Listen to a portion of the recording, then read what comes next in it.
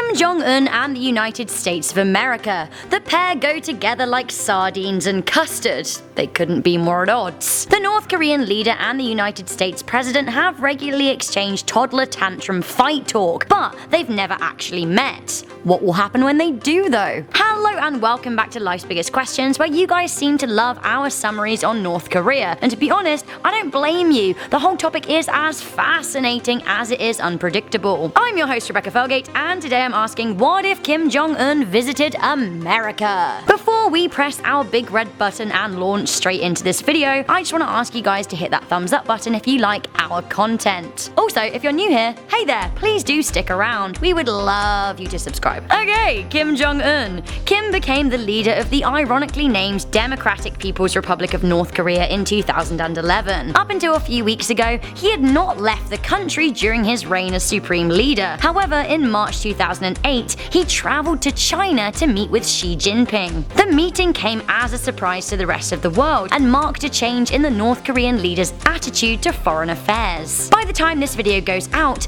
Kim Jong-un is scheduled to meet with the South Korean president Moon Jae-in in the neighboring country. This follows the landmark peace talks between the two famously tense nations early on in the year. Could this be a sign that Kim Jong-un is becoming a more reasonable politician? It would be a wild oversimplification to say that North Korea and the United States have their issues. North Korea is historically distrustful of the States for their role in and the aftermath of the Korean War. The United States in turn finds North Korea hostile and volatile. Kim Jong-un has led a nuclear development program, carrying out 6 or more nuclear tests. The states are not pleased and they've imposed sanctions, harsh tariffs and travel bans on the nation. That is all without delving into the war of words that both President Donald Trump and Kim Jong-un have hailed upon one another. Nonetheless, following his meeting with the leader of China, Kim Jong-un and Donald Trump are scheduled to meet in May or June of this year. Where? We don't know yet. But what if it was the United States of America? Well,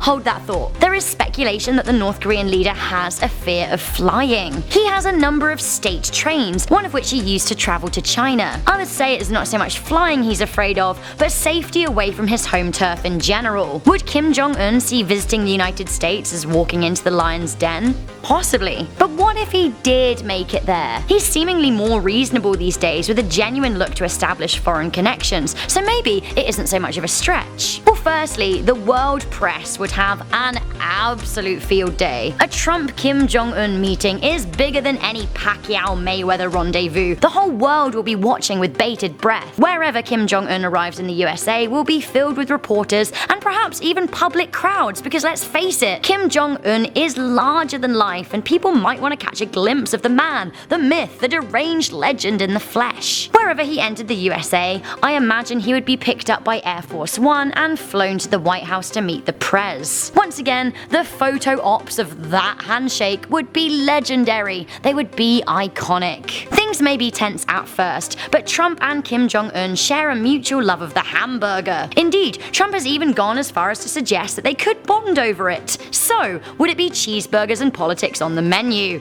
I think it would. The topics of conversation at that somewhat tense luncheon would be threat. Kim seems to understand that America could destroy North Korea, and he recently said that he would stop his nuclear tests. He said, "There's no reason to have a nuclear program if military threats against the North are resolved and its regime is secure." Both Trump and Kim Jong-un would be looking for mutual reassurance that neither is planning to nuke the other. Further to that, Kim would want an end to sanctions and the promise of economic cooperation. He may even seek a loan or foreign aid. High on his agenda, and also as a mouthpiece for China, he would want American troops out of the East and an end to the THAAD anti-missile defense system. The states in turn definitively want to see a stop to any nuclear development. Whether or not Trump and Kim Jong-un could reach an agreement remains to be seen, but a meeting on an American turf, or just a meeting in general, has the potential to heal tensions in the East and strengthen global relations. I know China and Russia would be watching with keen interest. But of course, on the flip side, both Trump and Kim Jong-un have proven themselves to be pretty volatile. If things broke down, it could deepen tensions and bring the countries closer to war. Trump famously said that in matters of foreign policy, the States needs to be unpredictable. With that in mind, literally who knows how a state visit from Kim Jong-un could go down. Suffice to say, either way, the fallout would be interesting. I for one would love to know how it's portrayed in the North Korean state media, the very same media who have claimed that their leader is a worldwide